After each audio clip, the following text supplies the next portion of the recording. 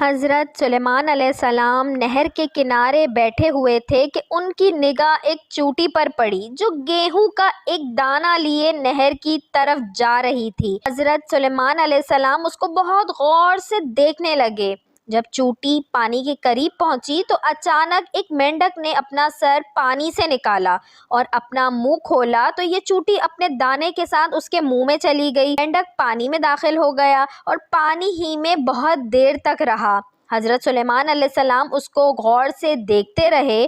ذرا ہی دیر میں مینڈک پانی سے نکلا اور اپنا منہ کھولا تو چوٹی باہر نکلی، البتہ اس کے ساتھ دانہ نہ تھا۔ حضرت سلیمان علیہ السلام نے اس کو بلا کر معلوم کیا کہ ماجرا کیا تھا اور وہ کہاں گئی تھی۔ اس نے بتایا کہ اے اللہ کے نبی، آپ جو نہر کی تہہ میں ایک بڑا کھوکھلا پتھر دیکھ رہے ہیں، اس کے اندر بہت سے اندھے کیڑے مکوڑے ہیں۔ اللہ تعالیٰ نے ان کو وہاں پر پیدا کیا ہے۔ وہ وہاں سے روزی تلاش کرنے کے لیے نہیں نکل سکتے۔ اللہ تعالیٰ نے مجھے اس کی روزی کا وکیل بنایا ہے۔ میں اس کی روزی کو اٹھا کر لے جاتی ہوں اور اللہ نے اس مینڈک کو میرے لیے مسخر کیا ہے تاکہ وہ مجھے لے کر جائے۔ اس کے منہ میں ہونے کی وجہ سے پانی مجھے نقصان نہیں پہنچاتا۔